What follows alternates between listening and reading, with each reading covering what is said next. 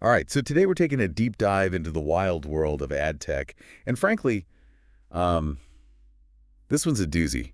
Yeah, no doubt. We're trying to figure out if Backpackster is about to revolutionize advertising or if they're, well, walking into a PR nightmare. It's a fascinating case for sure. I mean, they're aiming for a piece of a massive pie, right?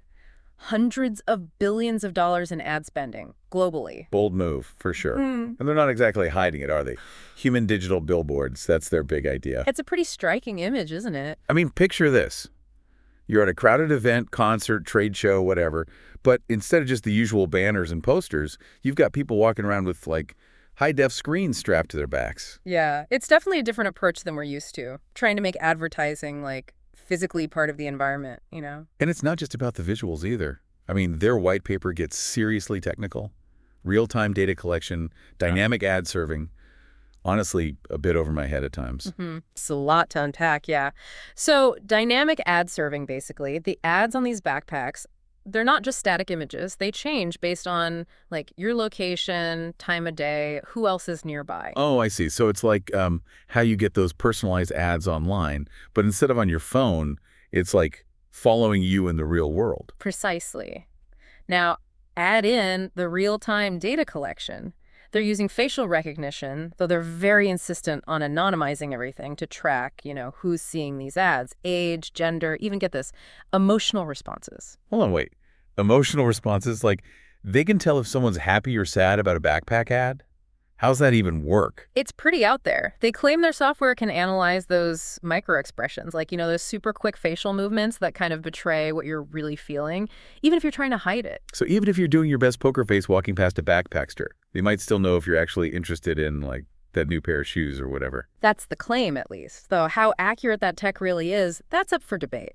And then there's the whole ethical can of worms with the data collection, which we'll definitely get into. Yeah, there's no shortage of red flags there. But before we go full-on privacy debate, let's stick with the basics for a sec. They're not just aiming for, like, any random crowd. Right. It's all about specific events. Right. Think about it, places where you have a captive audience that's already, primed for advertising. Conventions, trade shows, concerts, maybe even college campuses, places with tons of foot traffic, lots of eyeballs. So it's as much about being in the right place at the right time with the right audience as it is about just being everywhere at once. Huh. That's actually pretty clever. Right. It's a targeted approach. And they're betting big on their ability to deliver the kind of hyper-specific ads that traditional media just can't touch. But to do that, they need buy-in, not just from advertisers, but from the people wearing the backpacks and the folks running these events. Okay, so let's break down the supposed benefits for each player in this whole system then. Starting with, I guess, the advertisers. What's in it for them? Well, I think for advertisers, the big sell here is the targeting, right? Like way more granular than anything we've seen before. Imagine knowing not just basic demographics, but also someone's location in real time, what they're into at that exact moment, maybe even how they're feeling. Yeah, it's like taking those targeted ads we see online, but instead of your browsing history, it's your actual face and movements they're tracking. That's the key, isn't it? That connection between like the digital world and the real world. They even have a name for it, phygital marketing. Digital, huh? Got a ring to it, I'll give them that. But does it work? Like, I get the tech sounds cool and all, but can they actually pull it off? And what about the cost? This kind of hyper-targeting can't be cheap. And that's where their business model gets kind of interesting. See, they're pitching themselves as the more affordable option, especially compared to, like, traditional advertising. Think about it. A billboard in a prime spot. That's thousands of dollars per day. Easy. Right. But with the Backpackster, advertisers could reach, potentially, a similar number of people, way more targeted, but for a fraction of the cost. So it's like democratizing access to this, like high-end marketing tech. Interesting. Okay, but what about the event organizers? They've got to be a big part of this whole equation, right? Totally. For them, you're looking at a whole new revenue stream, potentially.